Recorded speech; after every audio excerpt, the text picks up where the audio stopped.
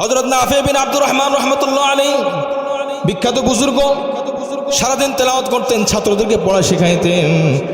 ওনার জবান দিয়ে, ওনার মুখ দিয়ে প্রায় সুঘ্রাণ বের হয়। ছাত্ররা জিজ্ঞেস করে, হুজুর আপনার মুখ দিয়ে এত সুঘ্রাণ বের হয়, এত আপনি কোথায় পেয়েছেন? উনি কোনো উত্তর দেয় না। একদিন কিছু ছাত্র জোর করে ধরলো, হুজুর বলতেই হবে, আপনি সুঘ্রাণ কোথায় পেলেন?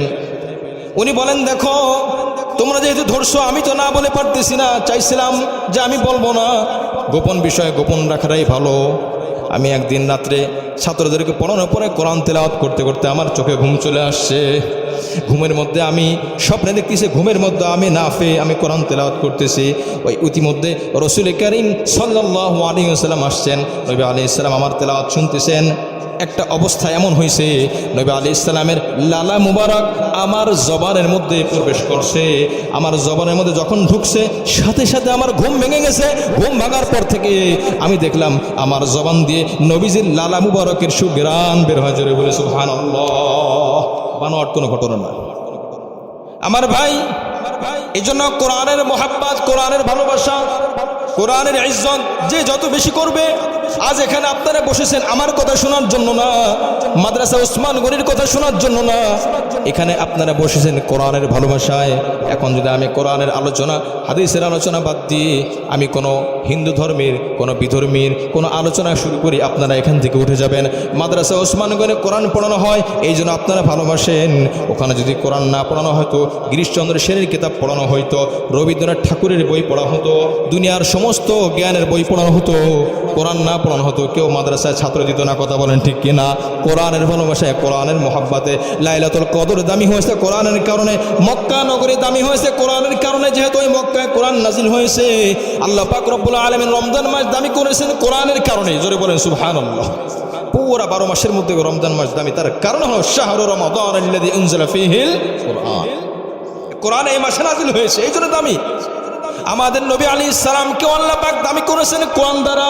আল্লাহ রাব্বুল আলামিন আমাদেরকে দুনিয়াতে জ্ঞানহীন অবস্থায় পাঠিয়েছেন। আমাদেরকে আল্লাহ পাক কোনো জ্ঞান দেন নাই।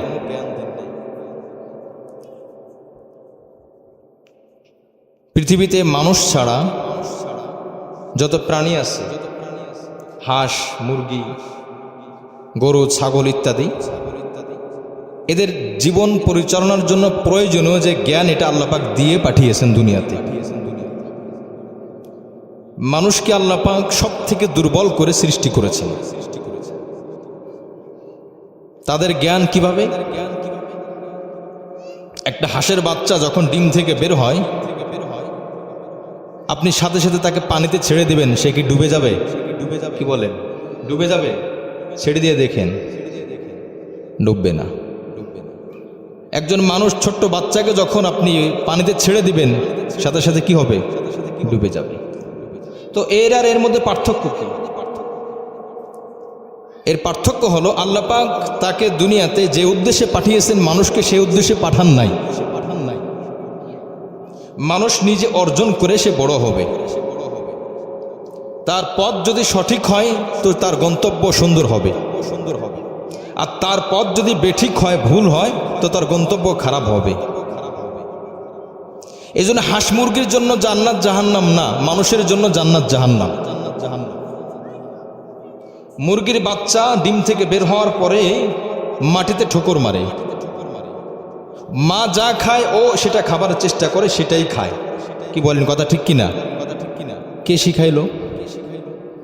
একটা বাচ্চা যখন দুনিয়াতে আসলো, সে খেতে পারে না, খাবার দরকার, কান্নাকাটি করে, ঘুম আসছে, কান্নাকাটি করে,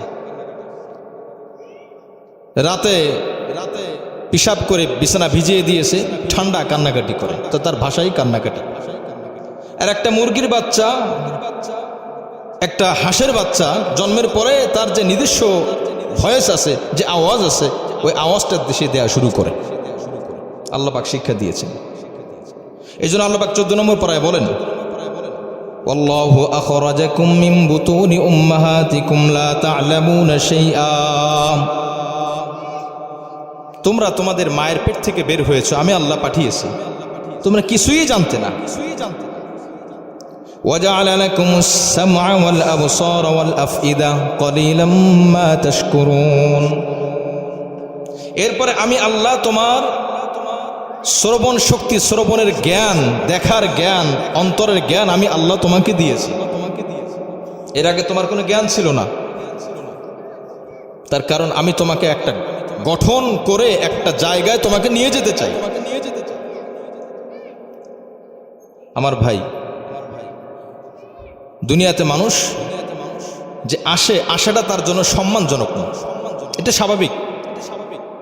কিন্তু তাকে যদি সে নিজেকে গঠন করে প্রকৃত মানুষ হতে পারে, ভালো মানুষ হতে পারে, তো তার আশাটা নিয়ে মানুষের দুঃখও নাই, কষ্টও নাই, তো তার যাওয়াটা এমন হবে, সে যখন দুনিয়ার থেকে বিদায় নেবে সমস্ত মানুষের চোখ দিয়ে পানি বের হবে। কথা বলেন ঠিক কি না?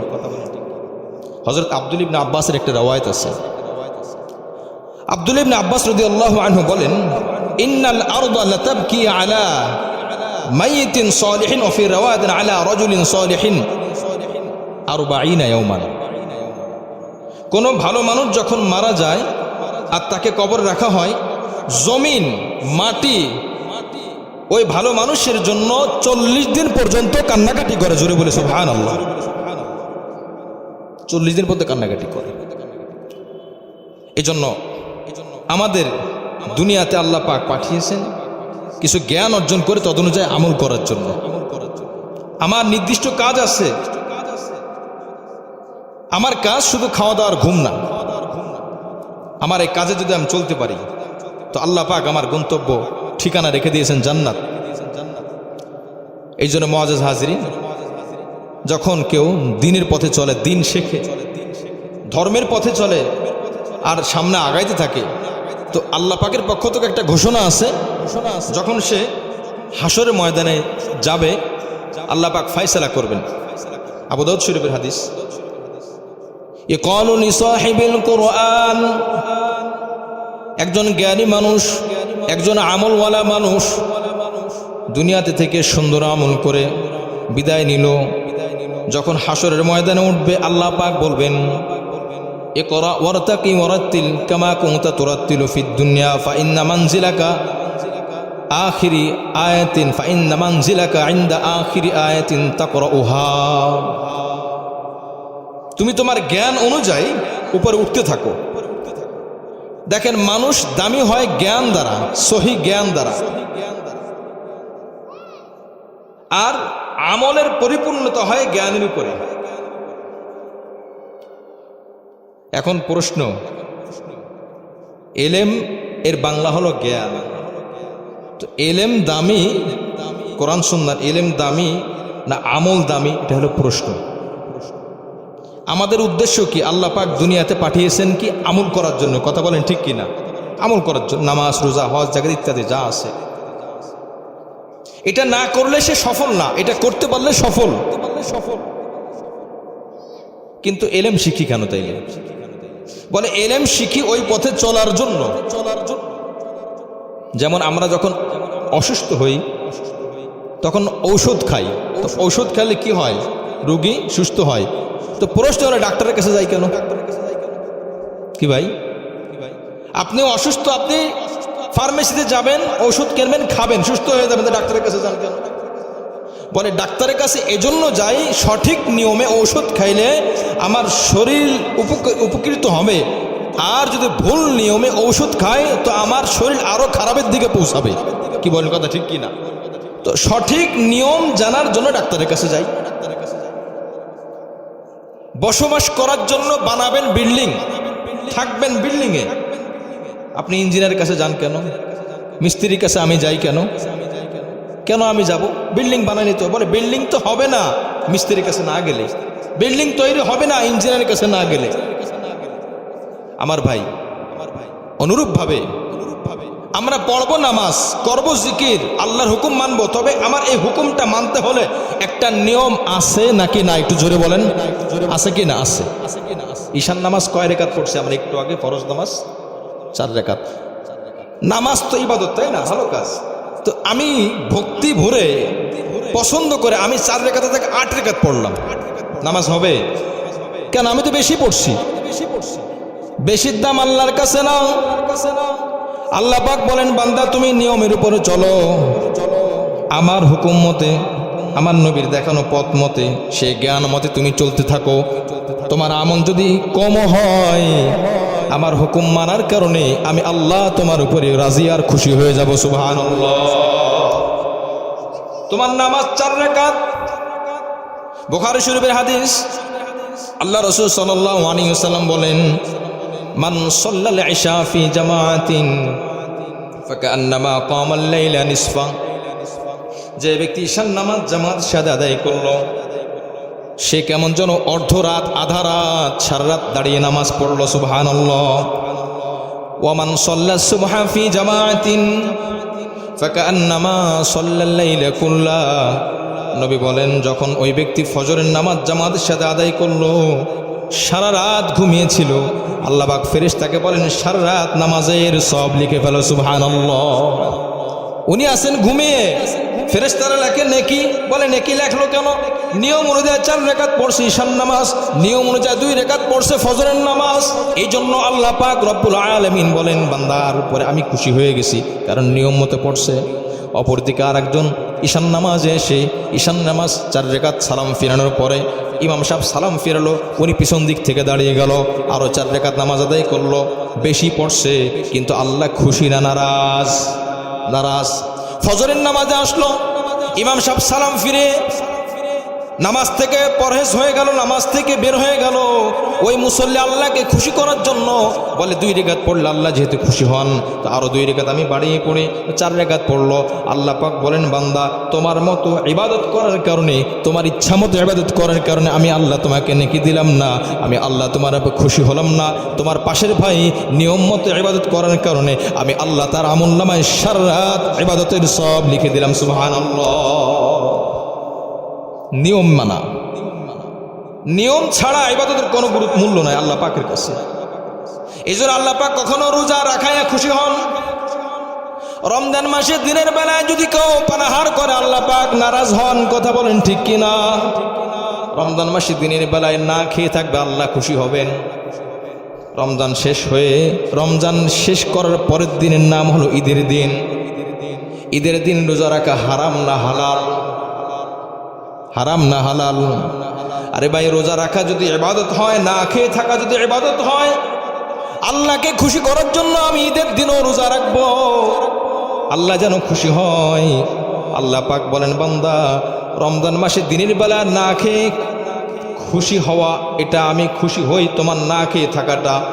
আর ঈদের দিন তুমি খাবা, তুমি পানাহার করবা, আমি আল্লাহ এতে খুশি হই।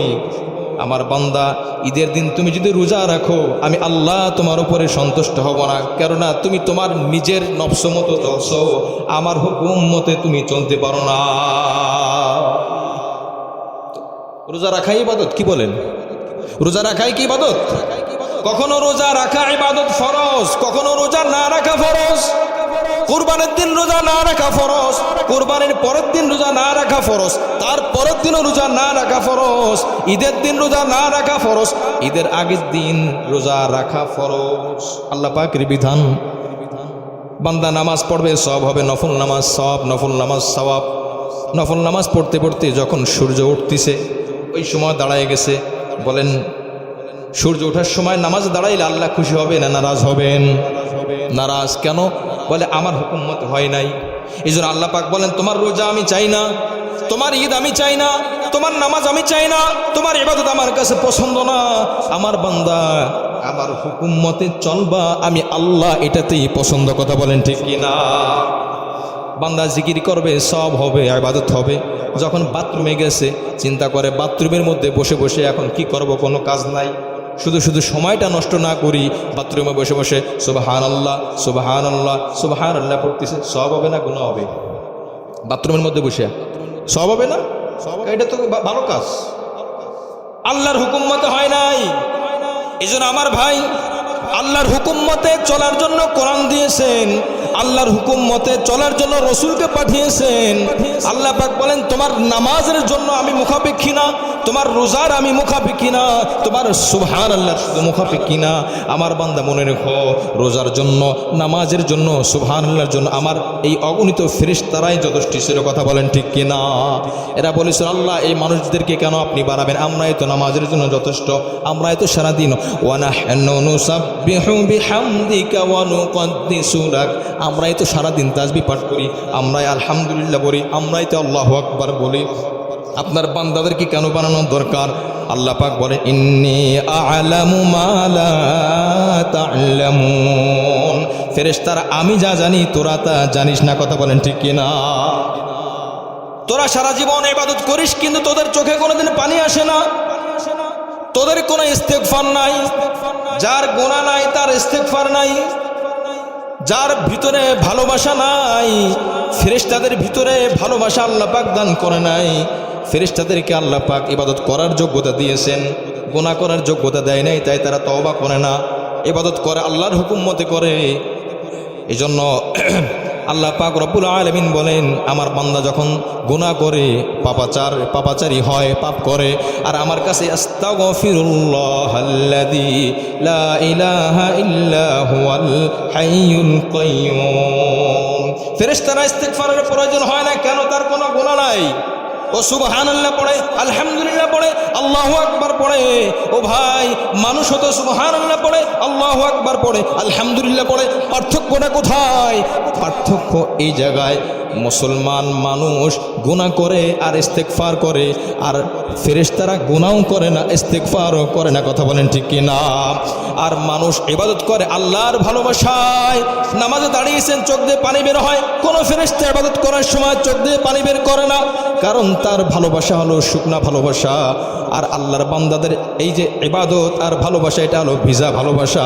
এরা যখন নামাজ পড়ে চোখ দিয়ে পানি বের হয়, জিকির করে চোখ দিয়ে পানি বের হয়, আল্লাহর কাছে দোয়া করে চোখ দিয়ে পানি বের হয়। কথা বলেন ঠিক কিনা?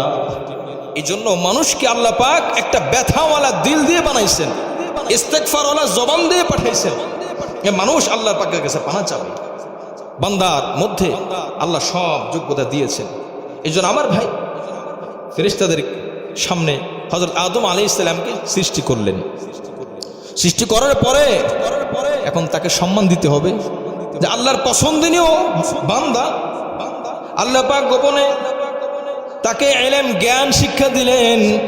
তাফসীর রুহুল বায়ানের মধ্যে আসছে হযরত আদম আলাইহিস সালামকে আল্লাহ পাক একটা না দুইটা না 7 লক্ষ ভাষার জ্ঞান আল্লাহ পাক দান করেছেন। চিৎকার করে বলে সুবহানাল্লাহ।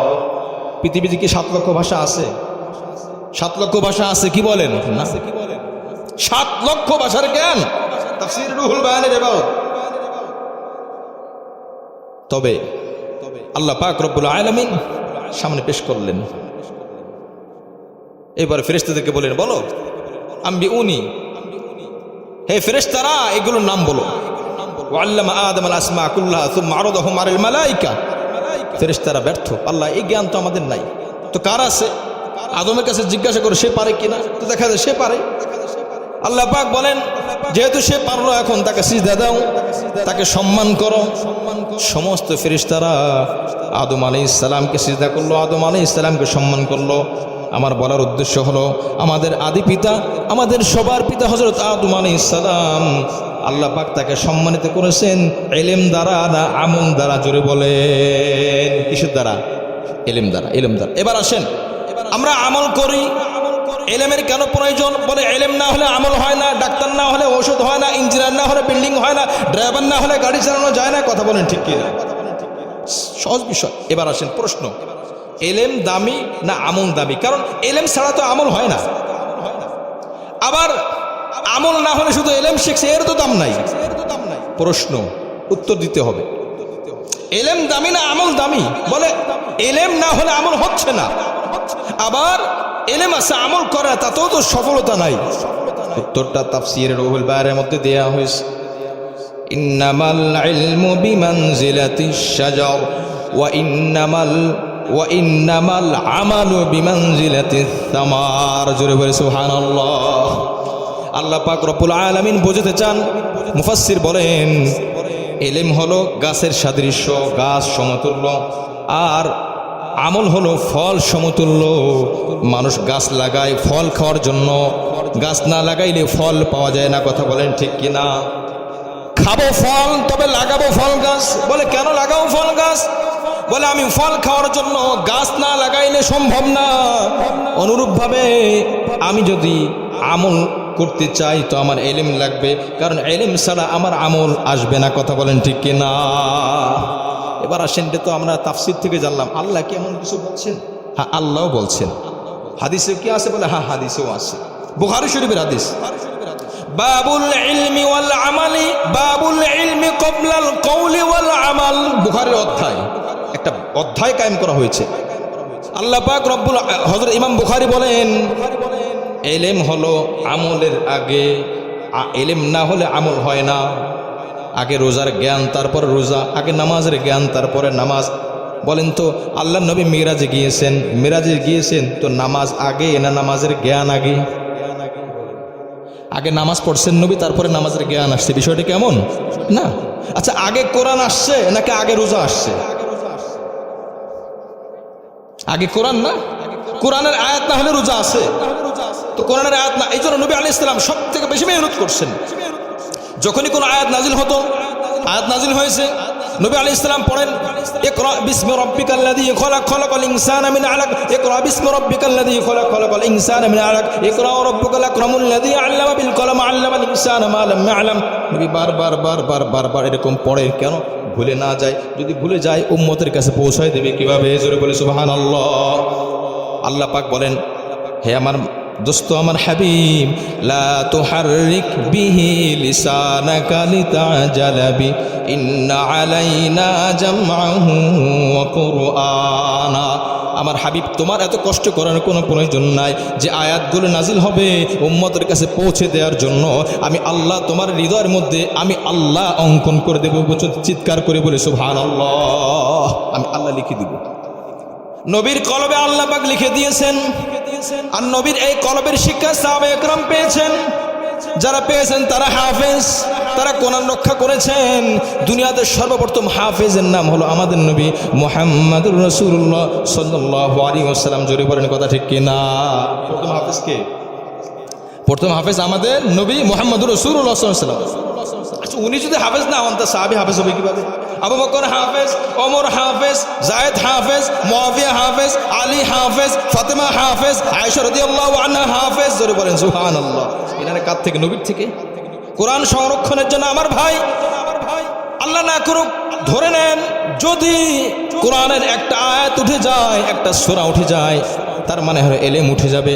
আর মনে রাখবেন, যেদিন থেকে এলেম উঠে যাবে এদিন আর আমল থাকবে না। যেদিন আমল থাকবে না ওদিন আল্লাহ পাক এই দুনিয়ার কোনো প্রয়োজন না। এলেম টিকে আছে, মানুষ টিকে আছে আমলের জন্য, আর আমল টিকে আছে এলেমের জন্য। যতদিন এলেম আমরা সংরক্ষণ করতে পারবো, এলেম কেমনে সংরক্ষণ করব? মুখস্থের মাধ্যমে, মাদ্রাসার মাধ্যমে, উস্তাদের মাধ্যমে, ছাত্রের মাধ্যমে, কোরআন মুখস্থের মাধ্যমে, ফতোয়া মুখস্থের মাধ্যমে, হাদিস মুখস্থের মাধ্যমে। যতদিন পর্যন্ত এলেম চর্চা থাকবে ততদিন পর্যন্ত আমল থাকবে। যতদিন আমল থাকবে ততদিন এই দুনিয়া থাকবে, আর দুনিয়ার সমস্ত মানুষ ঠিক থাকবে। জোরে বলেন সুবহানাল্লাহ।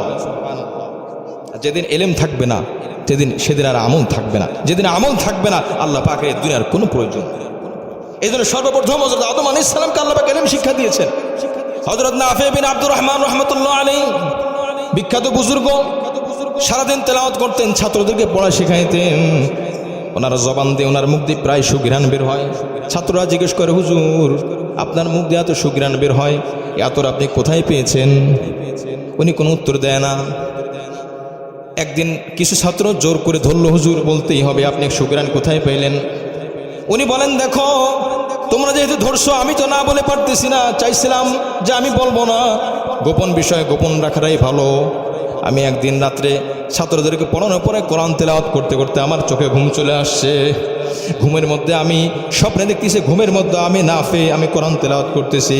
ওই ইতিমধ্যে রাসূল কারীম সাল্লাল্লাহু আলাইহি ওয়াসাল্লাম আসছেন। নবী আলাইহিস সালাম আমার তেলাওয়াত শুনতেছেন। একটা অবস্থা এমন হয়েছে, নবী আলাইহিস সালামের লালা মুবারক আমার জবানের মধ্যে প্রবেশ করছে। আমার জবানের মধ্যে যখন ঢুকছে, সাথে সাথে আমার ঘুম ভেঙে গেছে। ঘুম ভাঙার পর থেকে আমি দেখলাম আমার জবান দিয়ে নবীজির লালা মুবারকের সুঘ্রাণ বের হয়। জোরে বলে সুবহানাল্লাহ। বানোয়াট কোনো ঘটনা না আমার ভাই। এই জন্য কোরআনের মোহাব্বত, কোরআনের ভালোবাসা, কোরআনের ইজ্জত যে যত বেশি করবে, আজ এখানে আপনারা বসেছেন আমার কথা শোনার জন্য না, মাদ্রাসা ওসমান গনির কথা শোনার জন্য না, এখানে আপনারা বসেছেন কোরআনের ভালোবাসায়। এখন যদি আমি কোরআনের আলোচনা, হাদিসের আলোচনা বাদ দিয়ে আমি কোনো হিন্দু ধর্মের, কোনো বিধর্মীর কোনো আলোচনা শুরু করি, আপনারা এখান থেকে উঠে যাবেন। মাদ্রাসা ওসমান গনির কোরআন পড়ানো হয়, এই জন্য আপনারা ভালোবাসেন।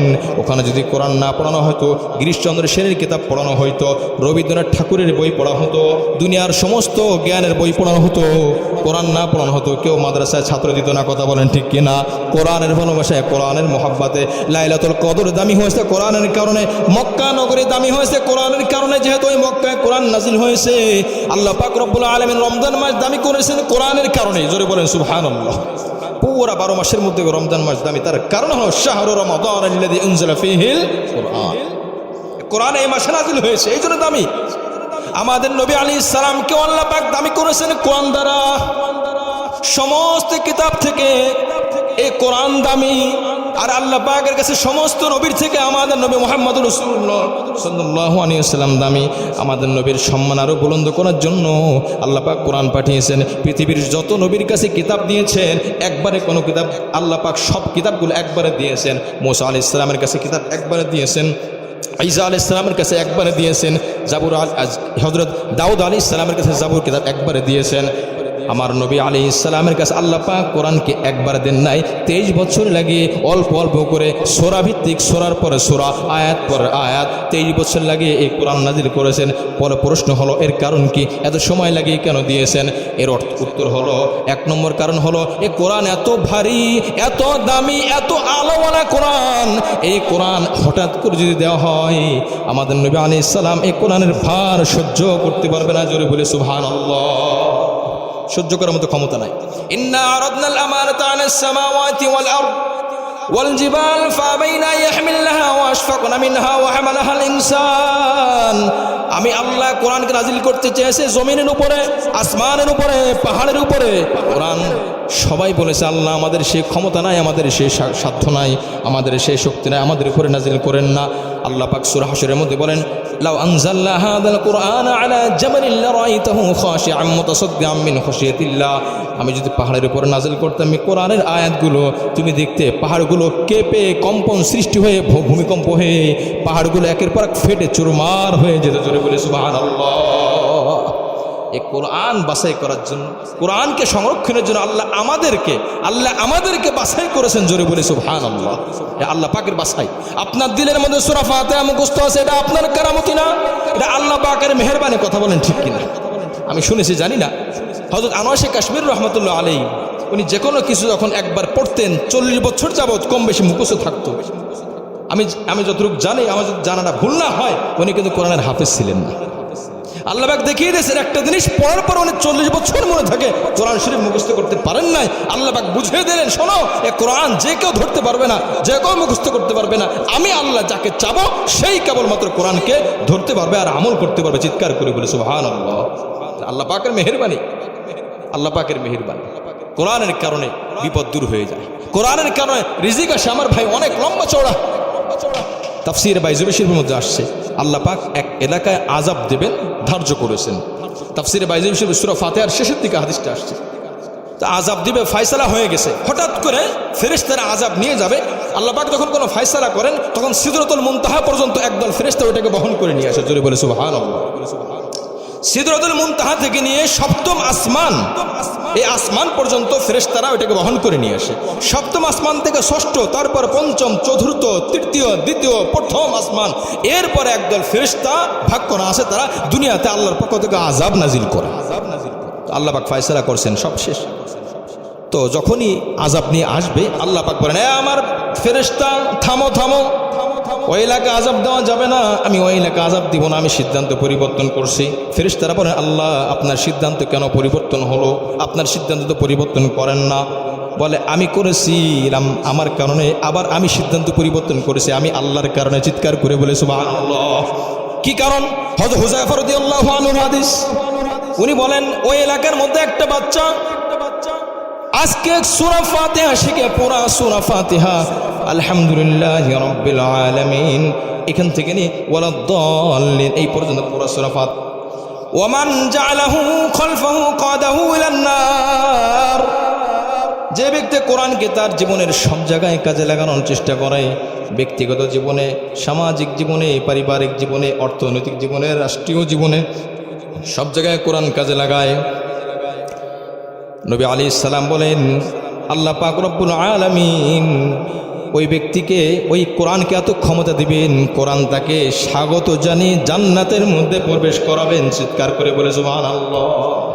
চিৎকার টানতে টানতে স্বাগত জানিয়ে আসেন। আপনারা ফাজাইল আমল কিতাব পড়েছেন, যারা তাবলিগি জানেন বা তাবলিগি ফাজাইল আমল হযরত জাকির রহমাতুল্লাহ লিখেছেন। ফাজাইলে কোরআনের 34 নম্বর হাদিসটা খুঁজে দেখবেন। ওখানে আসছে যে আল্লাহ পাকের সামনে কোন নবীরা পর্যন্ত জোরে কথা বলার সাহস পাবে না। ওইখানে আল্লাহ পাক কোরআনকে শক্তি দিবেন। কোরআন আল্লাহ পাকের সামনে দীপ্ত কণ্ঠে বলবেন আয় আল্লাহ আমি আপনার কালাম কিনা।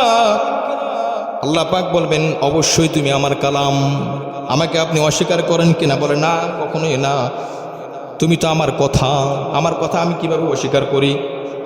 তখন কোরআন বলবে আল্লাহ দুনিয়াতে আপনার এই বান্দা আমাকে ভালোবেসেছে, আমাকে মোহাব্বত করেছে, আমাকে অর্জন করেছে, আমাকে শিক্ষা অর্জন করেছে, আমার শিক্ষা দিয়েছে, আমার যারা ধারক বাহক তাদেরকে সহযোগিতা করেছে, আমার যারা ধারক বাহক তাদের ব্যাপারে ভালো কথা বলেছে, আমি তার বন্ধু, আমি তাকে জান্নাতে নিতে চাই। হাদিসের মধ্যে নবী আলাইহিস সালাম বলেন ওই ব্যক্তি ছিল জাহান্নামী কেবলমাত্র কোরআনের সাথে তার নিসবত থাকার কারণে। আল্লাহ পাক রব্বুল আলামিন বলবেন ও আমার কালাম, ও আমার কোরআন, যাও যাও যাও তুমি তাকে জান্নাতের মধ্যে নিয়ে যাও। জোরে বলে সুবহানাল্লাহ। জান্নাতে নিয়ে যাও। এই যে এখানে কাঠ আছে, আমরা পা লাগাই, বাথরুমের মধ্যে দরজা আছে, কাঠের দরজা, পা লাগাই, কোনোদিন চুমা খাই না। বাজার থেকে সদ্য কোরআন শরীফ রেহালের উপরে রেখে পড়বো, এই রেহালটাও তো ভাই একই গাছের, ওই গাছের একটা পাশ দিয়ে বাথরুমের দরজা বানালাম, পা লাগালাম, কোনোদিন চুমা খাই না। আবার ওই গাছের একটা টুকরা দিয়ে আমি রেহাল বানালাম, কোরআন শরীফ রাখার জন্য এখনও রাখি নাই। বাসা আসার পর হঠাৎ ভুলে পা লেগে গেছে, সাথে সাথে আমরা চুমা খাই। কথা বলেন ঠিক কিনা? ভাই কেন? এখনও তো কোরআন রাখি নাই। বলে কোরআনের রাখা হয় নাই, তবে কোরআনের সাথে এখন সম্পর্ক হয়ে যাবে। এটাকে কোরআনের জন্য তৈরি করা হয়েছে, আর যেটাকে কোরআনের জন্য তৈরি করা হয়েছে ওটা সম্মানিত, সুতরাং ওটার সাথে পা লাগানো যাবে না। এটা তো আমরা বুঝি সহজে। কেন আমাদের দিলের মধ্যে সে কোরআনের প্রতি আজমত আসে না? একই থানের কাপড়, একটা কাপড় দিয়ে পাজামা বানালাম, ওই কাপড়টার পাজামা আমি পাজামা পায়ের পরি প্রতিদিন 2-3 বার পা লাগে, কোনোদিন চুমা খাইলাম না। আবার ওই থানের কাপড় দিয়ে যখন আমি কোরআন শরীফের গিলাফ বানাইলাম, জুজদান বানাইলাম, ওই জুজদানের সাথে যখনই পা লাগে সাথে সাথে আমি চুমা খাই। কথা বলেন ঠিক কিনা? প্রশ্ন কেন আমি চুমা খাই? উত্তর এর কারণ হলো মূল কোরআন একটা অংশ পায়ের সাথে লেগেছে তাই ওটাকে চুমা খাই না, আর একটা অংশ কোরআনের সাথে লেগেছে তাই ওটার সাথে চুমা খাই, আর কোনো কারণ না। এই জন্য আমার ভাই কোরআন রেহালের উপরে যদি থাকে রেহাল দামি হয়, কাপড়ের উপরে যদি রাখে কাপড় দামি হয়, বাসার মধ্যে তাক দেখবেন যেই তাকে কোরআন রাখা হয় ওটা দামি হয়। কোরআনের উপরে অন্য কোনো বই পর্যন্ত আমরা সম্মানের জন্য রাখি না। এবার চিন্তা করেন যেই ভবনের মধ্যে, যে বিল্ডিংয়ের মধ্যে, যেই জায়গার মধ্যে, যেই জায়গায় কোরআন পড়া হয় ওই জায়গা দামি কি দামি না? জোরে বলেন দামি না? কত দামি? এর কোনো শেষ আছে? মসজিদের মধ্যে নামাজ পড়া হয়, বলেন তো নামাজের মধ্যে আল্লাহু আকবার বলে প্রথমে যে সূরা ফাতিহা, এই সূরা ফাতিহাকে কোন কিতাবের? হাদিস শরীফের না কোরআন শরীফের? মক্কা শরীফের ইমাম, প্রধান ইমাম আব্দুর রহমান আস-সুদাইসি, উনি বাংলাদেশে এসে বাইতুল মুকাররমে নামাজ পড়াইতে দাঁড়ালো, জুমার নামাজ। খুব খেয়াল করেন, আল্লাহু আকবার। দাঁড়ানোর পরে সূরা ফাতিহা পড়ে নাই, উনি পড়তেছে ইন্নামাল আমালু বিন্নিয়াত, ইন্নামাল আমালু বিন্নিয়াত, এই হাদিস পড়তেছে। মান সামা রমাদান ঈমানান ওয়া ইহতিসাবান গুফির লাহু মা তাকাদ্দামা মিন যামবি, বুখারী শরীফের হাদিস। আল্লাহ রাসূল বলছেন অনেকগুলো হাদিস পড়লো। বলেন তো পিছন থেকে লোকমা দিবে কি দিবে না? লোকমা দেবে না? উনি তো বড় ইমাম, পৃথিবীর মধ্যে শ্রেষ্ঠতম একজন ইমাম, তো লোকমা দেবে কেন? বলে ওনাকে আমরা চিনি না, ওনাকে ততক্ষণ মোহাব্বত করি, ততক্ষণ ওনাকে আমরা জানি, ততক্ষণ পর্যন্ত বাইতুল মুকাররমে এই মসজিদের দামি যতক্ষণ পর্যন্ত নামাজ চলবে, আর যে নামাজের মধ্যে কোরআন তেলাওয়াত করা হবে ওই নামাজ দামি, ওই কারণে বাইতুল মুকাররম মসজিদ দামি। জোরে বলেন কথা ঠিক কিনা? নামাজের মধ্যে কোরআন তেলাওয়াত নাই, দুনিয়ার কিচ্ছা কাহিনী যদি আমি করি, হাদিস শরীফ পড়ি, ফতোয়া শরীফ বিভিন্ন শরীফ থেকে পড়ি, কেউ ওই নামাজ আর আদায় করবে না। বোঝা গেল কোরআনের কারণে মসজিদ দামি, কোরআনের কারণে আমার ভাই মসজিদ দামি। নামাজ আছে তাই মসজিদ আছে, আর কোরআন আছে তাই নামাজ আছে। বোঝা গেল মূল কেরামতি, মূল ক্যারেক্টার হলো কোরআনের। সুতরাং যেই এলাকার মধ্যে, যেই জায়গার মধ্যে, যেই ভবনের মধ্যে কোরআন তেলাওয়াত করা হয়, আমি বুঝি আর না বুঝি, আমি মানি আর না মানি, আমি যাই হই না কেন, আমার মনে রাখতে হবে ওই জায়গাটা ওই এলাকার মধ্যে সব থেকে দামি। জোরে বলেন কথা ঠিক কিনা? সব থেকে দামি। আমার জামার দাম বেশি হতে পারে, আমার অর্থ অনেক হতে পারে, আমার বিল্ডিং অনেক হতে পারে, আমার জায়গা অনেক হতে পারে, আমার ভাই ওই জায়গা কোনো সাক্ষী দিবে না। যে এলাকার মধ্যে, যেই জায়গার মধ্যে কোরআন তেলাওয়াত করা হয়, ওই জায়গা আখিরাতে হাসরের ময়দানে কোরআনের পক্ষে, কোরআন এই শক্তি দিবে, ওই জমিন জবান খুলে যাবে, আর আল্লাহ পাকের কাছে মানুষের পক্ষে সাক্ষী দিয়ে সুপারিশ করে তাদেরকে জান্নাতে নিয়ে যাবে। সুবহানাল্লাহ। কোথায় পাইলাম? সূরা জিলজাল পড়ে দেখেন, ইয়াউমাইদিন তুহাদ্দিসু আখবারাহা বিআন্না রাব্বাকা আওহা লাহা। এজন্য আমার ভাই নিজেকে গঠন করা, কোরআন অনুযায়ী সাজানো। মানুষের জীবনে 4টা ইবাদত আল্লাহ পাক দিয়েছেন, নামাজ, রোজা, হজ, যাকাত। নামাজ, রোজা, হজ, যাকাত। মানুষকে তৈরিও করা হয়েছে 4টি পদার্থ দিয়ে। 1 নম্বর মাটি, 2 নম্বর পানি, 3 নম্বর বাতাস, 4 নম্বর আগুন। এই 4টি জিনিসের মিশ্রণে মানুষের জন্ম। আর এই 4টি আগুন, পানি, মাটি, বাতাস, এই 4টির 4টা বদ অভ্যাস আছে। আগুনের অভ্যাস হলো উপরের দিকে যাওয়া, অর্থাৎ অহংকার। এই জন্য মানুষের মধ্যে আগুনের মিশ্রণ আছে, যার জন্য এই মানুষ অহংকার করে। কথা বলেন ঠিক কি ঠিক না? মানুষ অহংকার করে না? অহংকার করে বলে তো সমস্যা। কেন মানুষের মধ্যে অহংকার? তার কারণ আগুনের মিশ্রণ আছে। ইবলিস আর শয়তানকে বানাইছে পুরোটা আগুন দিয়ে। মানুষের মূল ম্যাটেরিয়াল হলো মাটি, তার সাথে মিলেছে হলো আগুন, মিলেছে পানি, মিলেছে বাতাস। আগুনের কাজ হলো উপর দিকে অহংকার। মানুষের অহংকার দমানোর জন্য আল্লাহ পাক নামাজ দিলেন। বান্দা রুকুতে যাবে, বান্দা সিজদায় যাবে, বান্দা নত হয়ে যাবে, আল্লাহ পাকের কাছে বিনয় হয়ে যাবে, তার অহংকার দূর হয়ে যাবে। চিৎকার করে বলে সুবহানাল্লাহ। এই জন্য যারা নামাজ পড়ে তারা অহংকারী হতে পারে না। নামাজি অহংকারী হয় না, অহংকারী নামাজি হয় না। নামাজ পড়া এক জিনিস, আর নামাজি আর এক জিনিস। নামাজ পড়া এক জিনিস, আর নামাজি আর এক জিনিস। 2 নাম্বার, মানুষের মধ্যে মাটির স্বভাব আছে। মাটির খাসলত হলো চুষে নেওয়া, মাটির খাসলত হলো কৃপণতা করা। আল্লাহ পাক রব্বুল আলামিন বান্দার মধ্যে কৃপণতার স্বভাব দিয়েছেন। মানুষের মধ্যে কৃপণতার অভ্যাস আছে। আল্লাহ পাক এটা দূর করার জন্য তাকে যাকাত নামক ইবাদত দিয়েছেন। যাকাত দাও, খরচ করো, খরচ করো, কৃপণতা দূর করো। মাটির উপরে যাই দিবেন না কেন, 1 মাস 2 মাস পরে দেখবেন মাটির উপরে ওটা নাই, ও মাটির নিচে টেনে নিয়েছে। কথা বলেন ঠিক কিনা? মাটির উপর থাকে না। দেখবেন অনেক জায়গায় পুরাতন গাড়ি থাকে, সাইকেল, মোটরসাইকেল ইত্যাদি। বিশেষ করে থানাগুলোতে অনেক পুরাতন মামলা খাওয়া কিছু গাড়ি থাকে, ওখানে রেখে দিছে। 1 মাস 2 মাস 1 বছর পরে দেখা গেছে টায়ার 1 ইঞ্চি 2 ইঞ্চি নিচের দিকে চলে গেছে। ও টানার চেষ্টা করতেছে, লোক ছাড়তে চায় না কাউকে। মানুষের মধ্যে লোভ আছে। এই জন্য ইহয়া উলুমুদ্দিন হযরত ইমাম গাযালি রাহমাতুল্লাহ ওনার কিতাবের মধ্যে লিখেছেন, মানুষের মধ্যে লোভ আছে, মানুষের মধ্যে কৃপণতা আছে। কৃপণতা দূর করার জন্য আল্লাহ পাক যাকাত দিয়েছেন। বলেন এটা কি মানুষের উপকারের জন্য কিনা? মানুষের উপকার। 3 নম্বর, মানুষের ভিতরে আল্লাহ পাক পানির মিশ্রণ রেখেছেন। পানির মিশ্রণ যেদিকে নিচে পাবে ওদিকে দৌড় দিবে। সে স্থির হয় না, স্থির হয় না। তাকে আটকে রাখলে স্থির হয় না, সে দৌড়াইতে থাকে। মানুষের মধ্যেও মানুষের নফসের শাহওয়াত, লোভ আছে। এই লোভ অর্থাৎ যা পায় সে তা খাইতে থাকে, যা পায় সেটা ধরতে থাকে।